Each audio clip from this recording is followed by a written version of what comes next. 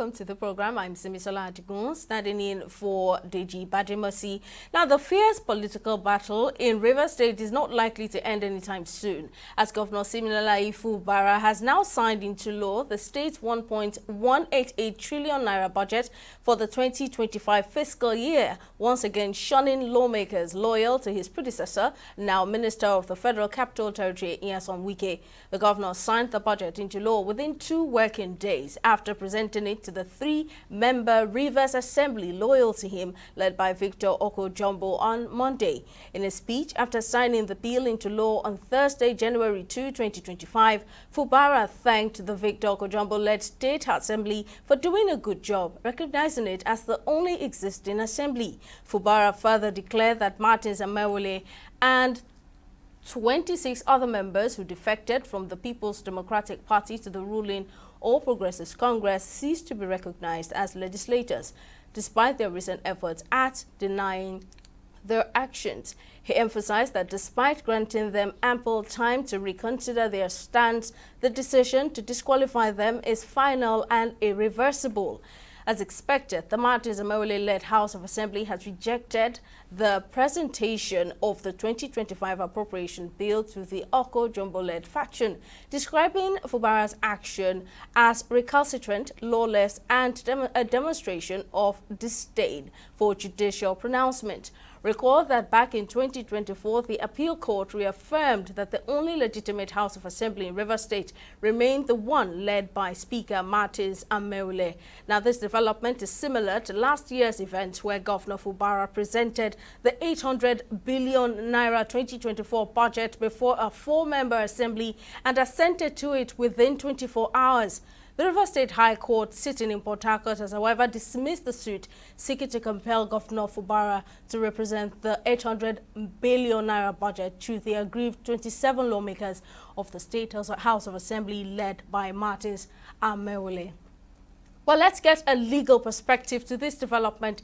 I'm joined in the studio by legal practitioner and political affairs analyst Liboros Oshoma. It's good to have you on the program, as always, sir. Now, let me start by getting your thoughts on this move by Governor Fubara, presenting a budget for 2025 to just the Oko-Jumbo-led House of Assembly in December 2024, replicating his move representing the 2024 budget, having not even represented that budget to a full House of Assembly as ordered by the court. Yeah, I think all of this issue is the media also that is encouraging these shenanigans that is going on in Rivers State. I want to ask a question. Imagine the governor of Lagos State presenting a budget to 3 members of a House of Assembly. The entire country would have come crushing down on the governor of Lagos State, and imagine, APC doing the same thing. It would have been, or President Buhari, President Tinubu, for example, presented a budget to just 10 members of the National Assembly. Nigerian would have been upside down today. I think it is the media that is enhancing these shenanigans that is going on in Rivers State, and this rascality, executive rascality that is being displayed by Governor Fubara in Rivers State. And I say why? Because the more the media keep referring to Oko-Jumbo as a factional House of Assembly, the more it encourages the shenanigans going on.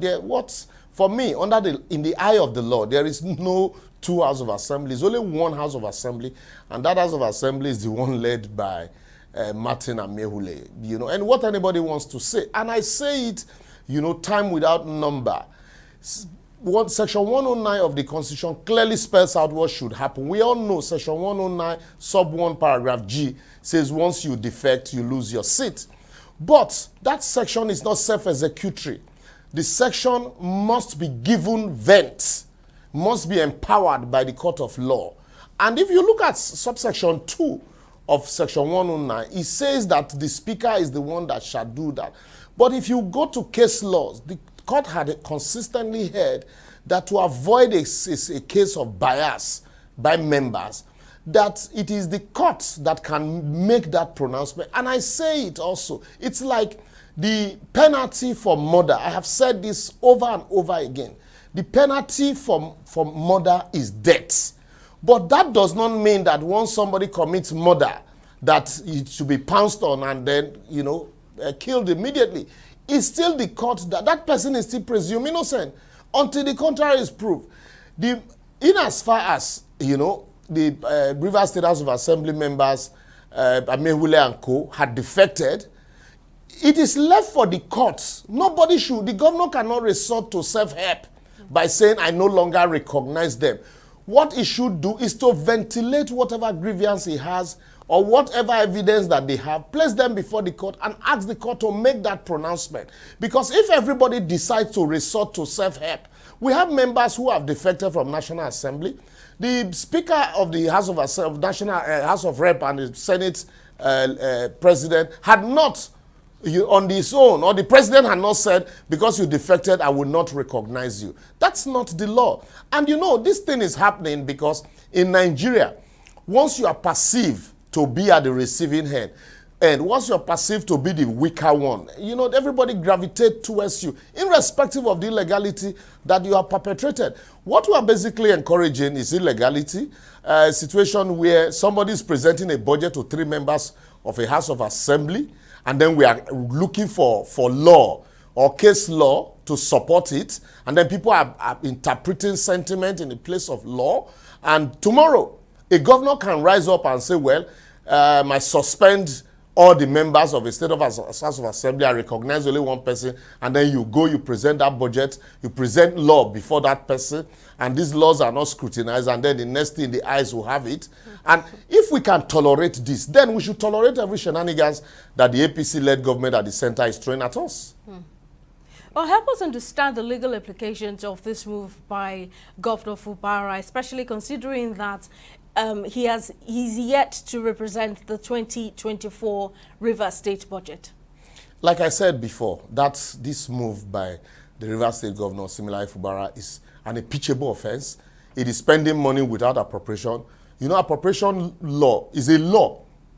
Before you spend any kobo, be it at the federal government, be it at the local government, be it at the state government, the House of Assembly, the Council, or the National Assembly must empower you to do that. So if we consistently blame the federal government, for example, we say, oh, President Tinubu bought this and bought that, and we're looking for where it is appropriated for. And yet we excuse away the Rivers State Rivers State Governor for spending money without appropriation. You present it to 3 members, and that same day or the next day, the budget is passed. And then you have the Martin Amehule's House of Assembly members seated somewhere, and they're looking for a court that will should do their job for them. For me, it's an impeachable offense. Let the Martin Amehule members even start the process of impeaching the Rivers State governor. The heavens will not fall. I agree that Wike has beaten more than he can chew. Wike has consistently been a pain in the neck of Similaye Fubara with his leg, with his foot on his neck consistently, But then that does not mean we should also encourage, the illegality perpetrated by Similaye Fubara in Rivers State. It is not done. You can't say, okay, what do you expect the governor to do? There should be a meeting point. What I expect the governor to do is to follow the law as laid down by the ground norm, which is the Constitution. You present the budget before the House of Assembly. And who is the House of Assembly? The House of Assembly as stated by the court, the House of Assembly led by Martin Amehule. And until the court of the land hold that they are no longer members of a state House of Assembly, haven't defected from their party by virtue of Section 109, they remain member of the state House of Assembly. It is not in the governor to say, look, I will not recognize them, or they are no longer members, and his law, his words should be law. This words cannot be law. That's not the position of the land. I'm not scared to say it, because people, we find a lot of people want to be politically correct in Nigeria. You tolerate some. In this same Rivers State, if you remember, during the tenure of Amechi, we had a situation where 5 members led by Evans BP attempted to unseat the leadership of the House, and then subsequently, the news was that they were subsequently attempting to impeach the then governor Amechi. The same people that condemned Evans BP, because they were in another party, are today tolerating the shenanigans of 3 persons. Why those persons who supported Evans BP then are the ones condemning the 3 members. That's how the kind of politics that we play. The same way, if you remember, when Commissioner Umbu said that anybody that snatched ballot papers should be shot aside.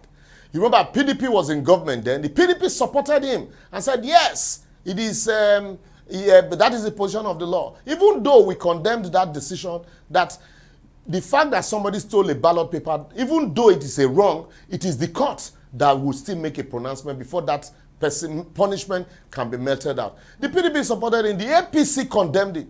But today, you remember when Buhari made similar statement, the same APC that were condemning Umbu now started supporting Buhari. The PDP that supported Umbu condemned Buhari. So that same thing that is playing out in Rivers State. And I pray that we don't set a precedent that we cannot sustain. Because tomorrow, a governor can just sit down and sack an entire House of Assembly member and say, I do not recognize them. And so he presents budget to whoever he wants to present budget to. It is the same vein, quickly. It is in the same vein that you saw what used to happen where governor just sit down and sack an entire state local government chairman, like what happened in Edo State. The Supreme Court, in the case of a local government council chairman in Ekiti during Fire Me, and recently in July 2024, heard that the governor lacks the power to abridge the tenure of a local government or even suspend them. So it happened in Edo. We have strongly condemned that action by the State House of Assembly, supported by the Edo State governor. So in the same vein, the people that condemned the tenure extension of, we also condemned that tenure extension of local government chairman in Rivers State. The people that are condemning what is happening in Edo State, because it is a different party, are today supporting what is happening in Rivers State because it is the party they feel is the weaker sex or the weaker one. So we cannot build a nation of laws this way if we begin to pick and choose who to support depending on the political party, depending on the position we feel that person is. That's not how to build a nation. A nation is built on laws. Irrespective of who is involved, that person should be encouraged to follow the laws laid down. That is the only way the law can apply to everybody evenly. Otherwise, when we begin to select this way, what we do, because Nigerians are the ones in opposition, not the political parties. APC is at the center, PDP is at the state level. So at the end of the day, one day somehow they find a meeting point, and Nigerians are the ones that will bear the brunt. At the same time, Rivers State, whether we like it or not, there's, like you said in your intro, peace is not about to return there, and it is the people that will bear the brunt. It is the people that will take the back seat when all of these political gladiators are fighting over all of this issue. So, and it is the tenure of the governor that will be remembered with ignominy, a governor that did not comply with the provisions of the law. Just like former governor of Edo State, Obaseki, who refused to inaugurate some members of the State House of Assembly till he left office. How is he remembered today? So we should not encourage impunity. And in speaking to the law, I tell you clearly what Similar Fubara had done has no place in our laws, has no place in our constitution, has no place in the laws of the land. Now, let's discuss this new judgment by the Rivers State High Court in Port Harcourt dismissing the suit seeking to compel Fubara to represent the 800 billion naira 2024 budget to the aggrieved 27 House members led by Martin Samuele. What do you make of this judgment, considering that many have been waiting for Fubara to represent this budget? Can this judgment be contested? First and foremost, it is not a question of... yeah, the judgment can be contested, but it is not a matter of a court of law. And that's what I've consistently said. Even when the Federal High Court in Port Harcourt, in Rivers, in Abuja, heard that compel Similar Fubara to, or the Federal High Court in Abuja requested or ordered the federal government to not to release allocation to Rivers State government until the budget is represented. I was among those that condemned it strongly, that the Federal High Court in Abuja lacked the jurisdiction to compel the federal government not to release allocation to a state. It is not within the powers of the Federal High Court to so do. So in this case, it is not within the powers of a state high court to compel the governor to present a budget. It is within the powers of the State House of Assembly, donated to them to activate the instrumentality of the law to compel a governor to do the right thing. We all know every governor these days almost pockets the judiciary. The judiciary, and in most cases the House of Assembly, is an extension, an appendage of the government house. And we know how these things are done, through inducement and, all others. So expecting the Rivers State High Court to say otherwise, for me, it's like expecting the camel to go through the eye of a needle. Just the same way you get to Abuja, Federal High Court Abuja, they give a judgment that is favorable to the pro-Wike, and then you get to Federal High Court in Rivers State, they give a judgment that is pro-Fubara. This ping pong. We can't continue like this. That's what I keep saying. At the end of the day, for me here, it is the powers of the State House of Assembly that is being tested by the governor. So running to another arm of government, asking them to come to your aid, and all of that, it for me will not help the matter. It is for the State House of Assembly to bear its pangs. Just the same way I had also condemned the interference of the Federal High Court in Abuja when they order INEC not to release electoral register to Rivers State to conduct local government election. And I had said then that it is not within the powers or the purview of the Federal High Court to dabble into matters that had to do with local government election. And so it is not their business. So in this same case, it is not the business of the State High Court to be compelling a governor to represent a budget when the governor, in his wisdom, feels he has presented that budget, and also when clearly, obviously, the House of Assembly knows that presentation of budget was done outside the laid down procedures of the rules of the House, of the Constitution, and of the laws of Rivers State. So now running to the judiciary to ask the governor, it's like delegating your powers to the judiciary to help you act. At the end of the day, even if the judiciary makes such pronouncement, and we have seen even on both sides, flout court order, will you now go and be flogging the governor and say you have not presented the budget? The governor clearly didn't present the budget. So the House of Assembly, what is the available remedy for you? The available remedy is to institute impeachment proceedings against the governor. The heavens will not fall. Let there be a stalemate. That's basically what I believe.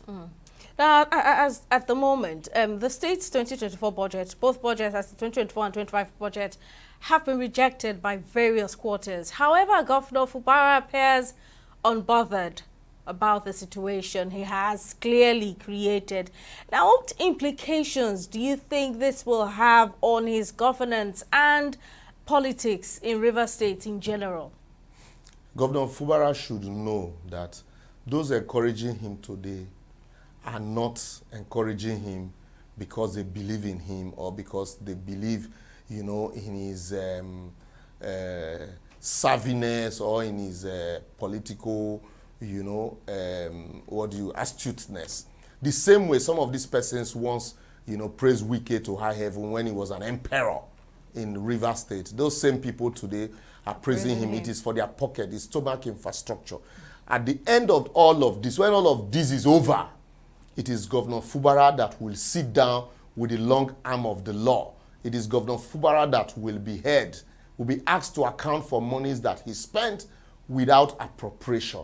So he should have a rethink. He should sit back and ask himself, what do I stand to lose in all of this political fight? Let the people of Rivers State benefit. Like we say, let's take a little from here and take a little from here. Present the budget to the duly constituted House of Assembly, and at the end of the day, you take it from there. But this idea of grandstanding, and then you bring tribe into it, and some of these persons that are praising him today rejected him when he was nominated as a candidate. So, this man will be controlled and the rest. So they are not praising you because they love you. They are not praising you, like they say, the enemy of my enemy is my friend. So some of them are the enemies of his former boss. The same way they are definitely going to align with him. The day he leaves office, just like Dr. Ruben Abati once said, his phone will stop ringing. He will discover that his house that never used to occupy him will be too big for him, because he will be in one corner eating alone and nobody will be there. And it is at that point that probably the long arm of the law would come for him, because then there will be no immunity to cloak him. So that's why everybody in power, including Wike, he should remember that President Tinubu is not going to be in office forever. And that someday people also are going to call him. The long arm of the law is going to request of him all of these actions and activities. So they should know that someday, even if they are in the party today and they are cloaked with immunity and they all understand that they have powers that, they wage so much power, someday will come, and that where you will sit down face to face with the long arm of the law. And the people that are encouraging you today will not be there. So that's why the two of them should sit down, lock the door, and decide to sheathe their sword and resolve whatever issues they have for the benefit of their state. Because if the state is undeveloped, it is their history. It is their tenure that will be remembered with a nominee. Go to places like Scotland. Go to places like California. You expect that this river state will be as developed as these places that I mentioned, because of the amount of resources available to River State. But it's been, wasted on unnecessary fight, and with some persons encouraging and clapping for them, shamelessly. All right, Phil, finally, I must ask you, this whole tension in River State was sustained all through 2024, and now we're in 2025 and still continuing with no hope in sight of it ending anytime soon. Do you foresee another lengthy legal battle after this move by Governor Fubara? I will tell you that I don't see it as legal battles. Rather, I see it as another avenue to create food for the boys, on both sides. Boys are chopping here, boys are chopping there. So, and then why the state will continue to suffer. So I really don't, for 2025, I don't see any new thing happening. And for as long as PDP continue to play this comatose opposition to APC, and with Wike having one big foot down the bag of PDP, and then one other narrow foot, held by the government of the day, and PDP allowed itself to be played the way Wike is playing it, the crisis in River State is going to continue until maybe 2027, if the Edo State issue plays out, in River State, just the same way Oshomole and Obaseki, played theirs. And with the benefit of lessons learned from the Edo, River State might not turn out the same way Edo turned out. So, and that's why I think that the only way they can save and rescue the state from imminent, catastrophe is for the two parties. They were once friends. They once dined and worked together. They once shared, whatever it is together. They were once laughing together. So they can still, sit down together and tell each other the truth. What they say, Dr. Nnamdi Azikiwe said, when two incompatible mates, they can coexist if only they agree to agree and agree to disagree. So all the things that these two people need to do is to sit down, agree to agree, and agree to disagree. And at the end of the day, all the people, everybody that is hailing them on both sides today, they would someday leave them. And I tell you, I also do not have kind words for the elders of River State. You see them taking sides, some for Wike, some for Fubara. It doesn't augur well. How much do these people really want? Both the ones on the side of Fubara and on the side, those ones on the side of Wike. What really do they need? Some of them are closer to their grave, and it would be better for them to leave their name in gold in the sand of time by ensuring that for the peace and tranquility of their state, they bring these two parties together and ensure that, the crisis that and the catastrophe that's about to befall River State, because it's been rivers of trouble since 1999, and that peace once returned to that state. Mr. Liberus Oshoma, legal practitioner and political affairs analyst, we do appreciate your time on the program, as always. Thank you very much, sir. Always my pleasure. Thank you. Thank you, sir. All right, we'll take a short break, and when we return, we'll continue this discussion. Do stay with us. Opinions are free, facts are sacred, but truth is universal. How, in practical terms, can we, for instance, de-escalate the tension? When you go into public office, you must be ready to answer to the people. We know where the enemy is. 3 places. The Lake Chad Basin, the border area between Nigeria and Cameroon, and then the Sambisa Forest. On DEJI360, we give you a complete dose of everything. Opinion, facts and undiluted truth. I hardly believe what politicians are saying in this part of the world. A new Nigeria is possible, a future is possible. We delve into the issues, dissect it so that you can understand it, and use it to take action. I don't think there's any need for any governor to look for grant for ranching. DEJI360, dissecting the issues.